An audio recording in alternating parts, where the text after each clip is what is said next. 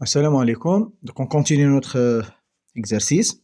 Donc, dans une vidéo précédente, on a montré que cette relation est une relation d'équivalence. D'équivalence, donc on a la classe d'équivalence.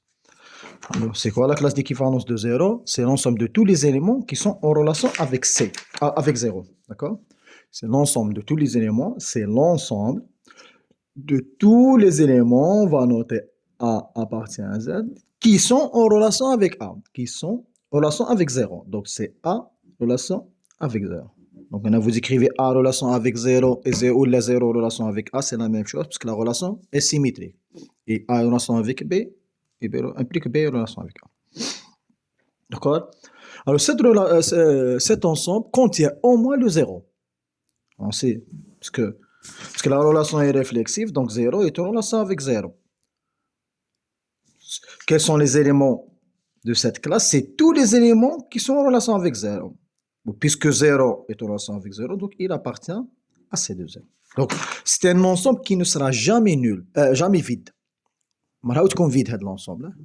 Donc, comment traiter cette question? On va résoudre cette équation. On va voir quels sont les éléments qui vérifient cette condition. Alors, A, relation avec 0, c'est équivalent. Alors là, le A, c'est l'inconnu. Donc, il existe un K appartient à Z. L'inconnu, c'est A.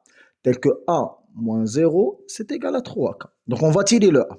C'est ce qu'il existe un K appartient à Z, tel que A, c'est égal à 3K.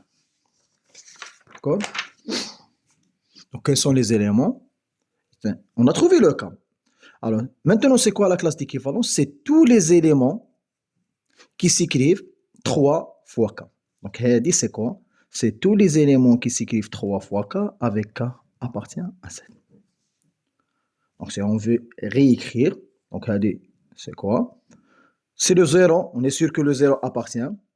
Après 3, c'est-à-dire les multiples de 3. Après 6, après 9, et ainsi de suite. Et après, moins 3, moins 6, et ainsi de suite. Donc, vous voyez, la classe, c'est la classe de C0. Donc, il faut trouver l'inconnu qui vérifie ça, et après, on remplace dans notre ensemble. Après, la deuxième question, c'est déterminer la classe d'équivalence, on déduire la classe d'équivalence de 3. On déduire ce qui fait, on va utiliser ça. Vous voyez, le 3 figure là. Donc, c'est un multiple de 3. Alors, on a la propriété suivante. Si A appartient à une classe d'équivalence de, je ne sais pas, de B, alors la classe d'équivalence de A, c'est égal à la classe d'équivalence de B. Parce qu'on a la propriété que les classes d'équivalence sont disjointes, et la réunion des classes d'équivalence, c'est égal à l'ensemble tout entier. C'est-à-dire, les classes d'équivalence forment une partition. D'accord? Si A n'appartient pas à une classe de B, alors la classe d'équivalence de A inter la classe d'équivalence de B, c'est égal toujours l'ensemble vide. C'est-à-dire les deux classes, soit ils coïncident, soit ils sont disjoints. On n'a pas une autre situation, on n'a pas d'intersection. D'accord? Alors on peut voir que puisque 3 appartient à la classe d'équivalence de 0, alors la classe d'équivalence de 3, c'est tout simplement la classe d'équivalence de 0. D'accord? La même chose, la classe d'équivalence de 6, c'est la même classe. Tous ces éléments ont la même classe qui est C2, 0.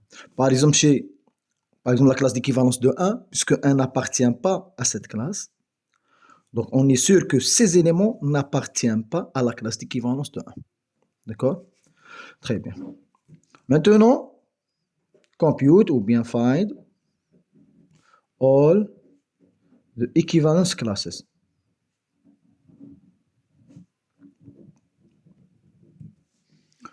Donc, on va donner toutes les classes d'équivalence. Donc, on va tracer un schéma pour voir quelles sont exactement les classes d'équivalence.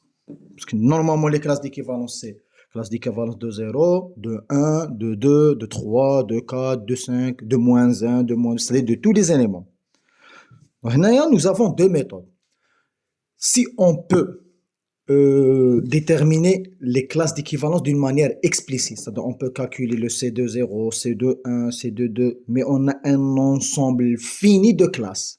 عدد منتهي من les classes. Parce que هنايا كي حسبنا C2.0, on n'a pas obligé de calculer C2.3, C2.6, C2. Ce qui fait une infinie de classes qui sont les mêmes. Si on peut calculer toutes les classes possibles disponibles, alors dans ce cas-là, on doit calculer les classes. Mais si on ne peut pas calculer les classes, comme avec l'exemple, comme l'exercice x au carré moins y au carré c'est égal à x moins y, on n'a pas pu calculer toutes les classes. On ne peut pas calculer, puisque d'ailleurs x appartient à R et y. Donc, on ne peut pas calculer C2.0, C2.1, C2.2 jusqu'à l'infini, C2.1 demi, C2 racine de 2. Donc, on a une infinité de classes. Alors, c'est pour ça qu'on a calculé la classe d'équivalence d'un élément quelconque. Et on a trouvé x, 1 moins x, sauf dans le cas où x est égal à 1 demi, on a trouvé une classe qui contient un seul élément. Dans le cas où on ne peut pas calculer toutes les classes, donc on calcule la classe d'équivalence d'un élément quelconque. D'accord? Mais si on peut calculer toutes les classes, comme dans notre cas, alors ce sera une autre chose. Alors pour cela, qu'est-ce qu'on va faire? On va tracer un schéma. D'accord? On a le 0, le 1, le 2 par exemple, le 3, 4, 5, 6 par exemple, 7, 8, 9 et ainsi de suite. On a moins 1, moins 2, moins 3, moins 4, moins 5 et ainsi de suite. Alors là, moins 6 par exemple et ainsi de suite. On a une infinité d'éléments. On peut voir que là, on a la classe d'équivalence de 0. La classe d'équivalence de 1, on ne sait pas, et de 2. Donc, mais le 3, on a la classe d'équivalence de 3. Mais c'est quoi la classe d'équivalence de 3 en fait? C'est la classe d'équivalence de 0. Donc, ces deux classes sont les mêmes. La même chose pour le 6, puisque le 6 appartient à notre ensemble. Donc, la classe d'équivalence de 6, c'est égal à C de 0. De 9, c'est de 0. De moins 3, c'est C de 0. Et moins 6, par exemple, c'est de 0. Moins 9, et ainsi de suite. D'accord? Toutes ces classes sont les mêmes. Donc, on a une seule classe de tous ces éléments. Vous voyez, on a un problème là. Alors, qu'est-ce qu'on va faire? On va essayer de voir que vaut le C de 1. Et normalement, on calcule la classe d'équivalence à 0, de 1, de 2, mais on ne va pas calculer le 3, parce que 3, c'est 0. Donc, on va calculer la classe d'équivalence à 0. Donc, la classe d'équivalence de 0, de 1 plutôt, de 1. La classe d'équivalence de 1, c'est l'ensemble. De la même manière, A appartient à Z, tel que A en relation avec 1. Donc, on va résoudre cette équation, A en relation avec 1. Donc, si c'est la même chose, donc, il existe un cas tel que A. Donc, on va écrire, il existe un cas appartient à Z, tel que A moins 1, c'est égal à 3K. Donc, c'est équivalent à dire, bon, on a cet équivalent. C'est équivalent qu'il existe un cas appartient à Z, tel que A, toujours ont-ils le A, égale 3K plus 1. Donc, la classe d'équivalence de 1, c'est quoi? C'est l'ensemble des éléments qui s'écrivent 3K plus 1 avec K appartient à Z. Si on veut décrire cet ensemble, ce qui est sûr, c'est qu'on a le 1, parce que pour K égale à 0, 1 appartient à 1. Toujours, on a cette relation que A appartient à C de 1. C'est pour ça que le C de 1 ne sera jamais vide. Après, pour le K égale à 1, on trouve 4. Pour le K égale à 2, on trouve 7. Après, 10 et ainsi de suite. Après, maintenant, pour K égale à moins 1, on trouve moins 2. Moins 3 plus 1. Après, moins 5 et ainsi de suite. Donc, c'est la classe d'équivalence de C de 1. Donc, si on veut représenter la classe d'équivalence de C de 1, c'est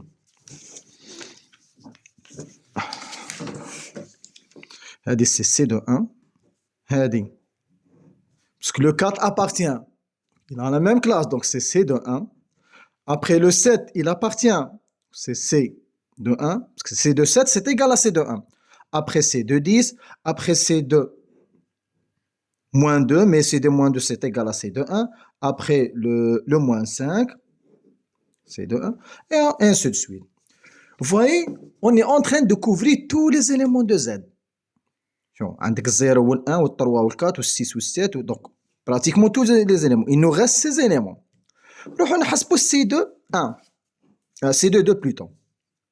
C2 2 c'est quoi? C'est l'ensemble des éléments appartenant à Z tel que A en relation avec 2. Si on fait la même chose, on va trouver que cet ensemble c'est 3K plus 2 avec K appartient à Z. Et si on veut représenter, donc c'est, on commence toujours par 2, parce qu'il existe toujours. Après, on remplace le K par 1, par 2, par 1 on trouve 5, par 2 on trouve 8, et ainsi de suite. Après maintenant, par moins 1, si on remplace par moins 1, ça nous donne moins 3 plus 1, 2, c'est moins 1. Après moins 5, et ainsi de suite. Donc, c'est ça, la classe d'équivalence de 0. Si on représente là, c'est la classe d'équivalence de 2. Classe d'équivalence de 2. La classe d'équivalence de 2. La classe d'équivalence de 2. Et la classe d'équivalence de 2. Et ainsi de suite. On a une infinité. Mais est-ce que vous voyez qu'on a couvert tous les éléments, c'est-à-dire on a calculé la classe d'équivalence de tous les éléments. Et vous voyez qu'il y a un paquet là, qui se répète. Vous voyez?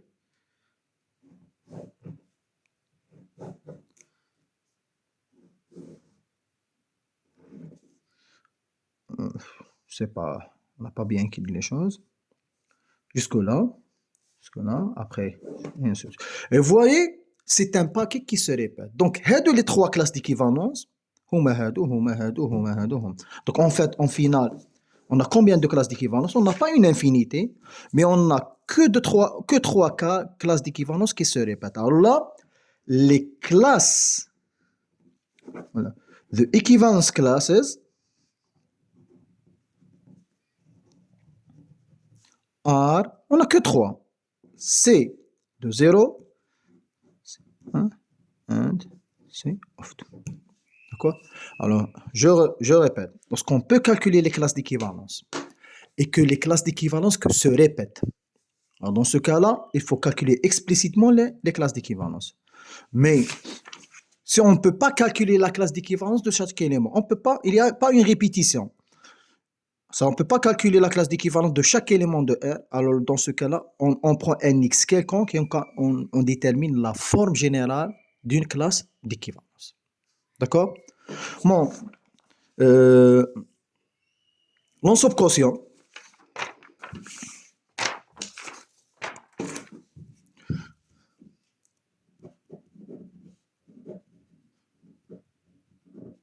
For, je ne sais pas. The quotient set. C'est très simple. So, l'ensemble quotient, elle est notée comme ça. C'est le E, donc c'est Z, divisé par R. C'est une notation, c'est pas la division. C'est quoi? C'est l'ensemble de tous les éléments, toutes les classes d'équivalence telles que A appartient à Z. C'est-à-dire, c'est la suite de cette question. Alors là, on écrit normalement, on écrit là toutes les classes d'équivalence, mais on évite la répétition, parce que c'est 2, 0, c'est C3, c'est C2, donc c'est le même élément, donc on évite. On a combien en fait? On a une infinité de classes d'équivalence, mais des classes qui se répètent. Donc en fait, en réalité, on n'a que 3 classes d'équivalence. Donc, c'est quoi? C'est كامل les classes d'équivalence. On écrit كامل les classes d'équivalence. Donc c'est CD0, virgule, CD1, virgule, CD2. Donc c'est un ensemble des sous-ensembles. C'est un ensemble où فيها les ensembles. Donc هذه c'est égal de les accolades هادو. C'est quoi C de 0? Donc c'est 3K tel que K appartient à Z. هذه C de 0. But C de 1, c'est 3K plus 1 tel que K appartient à Z. Et C de 2, c'est 3K plus 2 tel que K appartient à Z. Alors faites attention, ce ne sont pas des réels ou bien des entiers, ce sont des ensembles. C'est un ensemble des sous-ensembles, c'est-à-dire appartient à P de E. Donc, inclut donc P de Z. C'est l'ensemble des parties de Z. l'ensemble quotient واش تروح دير تكتب هنايا كامل لي كلاس ديكيفالونس. لو كان عندنا لا فورم جينيرال كيما هادي تكتب سي l'ensemble on a fait tel que x appartient à 1. On a fait cet exercice. D'accord? Alors, la dernière question, what happen if we replace z by n? Qu'est-ce qui se passe si on remplace le z par n? Alors revenons à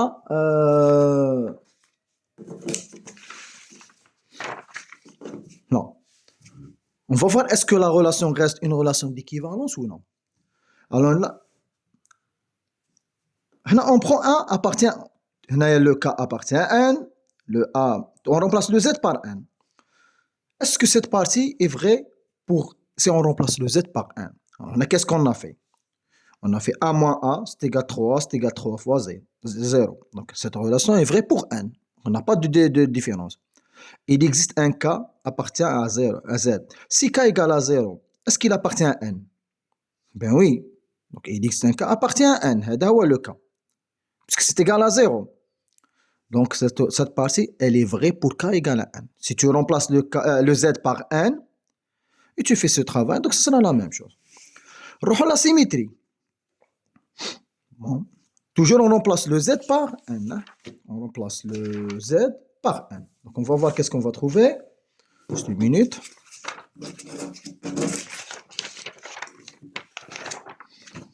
Alors le cas, on va remplacer le Z par n. Donc on va prendre AB appartient à n. D'accord? Donc A relation avec B, ce qui implique qu'il existe K appartient à n, tel qu'on a ça. Il existe K appartient à n, tel que A moins B, c'est égal à 3K. Et après, pour arriver à B moins 1, on va multiplier par moins 1, la même opération. Ce qui implique qu'il existe K appartient à n, tel que B moins A, c'est égal à 3 fois moins K. C'est le même principe. Maintenant, si K appartient à n, est-ce que moins K reste en n? Parce qu'on va noter il y a K prime. Comment? Si K est positif, donc moins K c'est négatif. Donc il n'appartient pas à n. Donc la relation n'est pas symétrique. Parce qu'il n'existe pas le K prime. Sauf dans un seul cas. Sauf si K égale à 0. Parce que si K égale à 0, le moins K c'est égal à 0. Et dans ce cas-là, si tu remplaces là, tu vas trouver B moins A c'est égal à 0. Donc B c'est égal à 1. Donc dans ce cas-là, dans la deuxième, R non symétrique in n, il n'est pas symétrique dans 1 parce qu'on n'a pas trouvé le K'. Parce que le K', c'est vrai, le K' existe. Mais il y a deux conditions. Il faut que le K existe et appartient à n. Le K', c'est vrai, il existe, c'est moins K. Mais il n'appartient pas à n. D'accord? Non symétrique in n, but it is antisymmetric. Quand tu تخدم l'antisymétrie تلقاها هنا لو كان تروح تخدم l'antisymétrie A est en relation avec B et B est en relation avec A implique que A c'est égal à B. Quand tu تخدم l'antisymétrique تلقاها antisymétrique. Ce qui fait هنايا et في la transitivité on n'a pas de problème parce qu'عندك الجمع anti naturel plus naturel يعطيك naturel. Ce qui fait هاد la relation هادي ناخر دقيقة.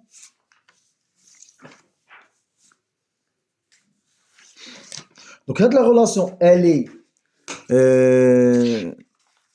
نكتبوها هنا معليش. R is symmetric in Z, but it is antisymmetric in N. Donc la relation تاعنا R is an equivalence class, an equivalence relation in Z, but it is an ordering relation in N. واش نستفادوا من هذا السؤال كيفي زوج صوالح ياثروا تاثر لا ديفينيسيون دو لا ريلاسيون وتاثر لونسومبل اللي حنا نخدموا فيها كي نبدلوا لونسومبل بارفا لا ريلاسيون تكون اون ريلاسيون ديكيفالونس تولي اون ريلاسيون دوردر. صايي ميرسي بور فوتر اتونسيون.